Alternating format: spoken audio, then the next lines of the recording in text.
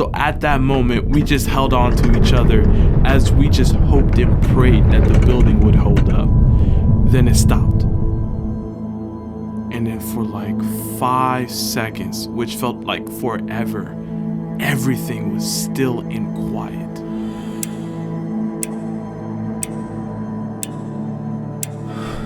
And right after those 5 seconds, there was this uproar and upcry of everybody, and I describe it as hell on earth. Everybody screaming in agonizing pain and distress, and that was one of the darkest moments of the whole thing. So on January 12, 2010, Haiti was hit with a 7.0 magnitude earthquake in Port-au-Prince, Haiti.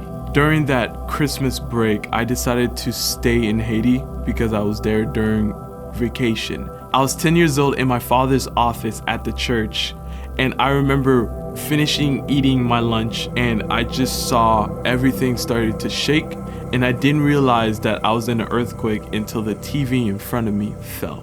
And I tried walking out of the office trying to get clear from the building, but I'm wobbling all around. And as I'm trying to get to the exit, I see the cracks on the walls start to form all around. A man was there that was planning on trying to meet with my father. He grabs me and holds me and tells me, "Don't go outside because there may be fallen debris from the buildings around. So you are stuck in this predicament where if you went outside, debris might fall and hurt you and kill you, or if you stay inside, the building might just collapse on you." So at that moment, we just held on to each other as we just hoped and prayed that the building would hold up. Once it stopped, I took a look outside and I would see a mountain full of houses stacked on each other, and it would be green. And when I looked outside, it was all gray. So at that point, we all rushed out. We all gathered, every member that was still at the church. In the midst of chaos, we held hands and we started praying. And that was the first moment I started feeling peace. Because I remember once that subsided, I tried calling my mom and I tried calling my dad. Both of them did not answer because the cell phone towers went down.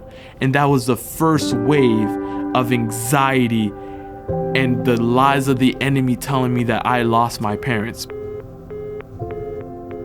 I got a news and somebody came up to me and told me that your mother's waiting for you down the street. She can't make it to you. I started running and I ran and I ran and I ran until I saw that car and I got into the car. We hugged so tight and we were like, okay, my mother is safe.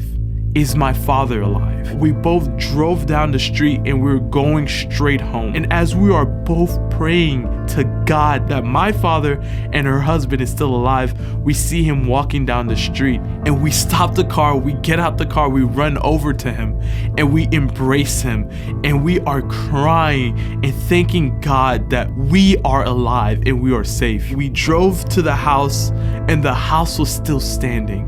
But we ran into the house, we grabbed everything we could, and we all camped out on the street. And I remember it took me a very long time to fall asleep on my mother's lap that night.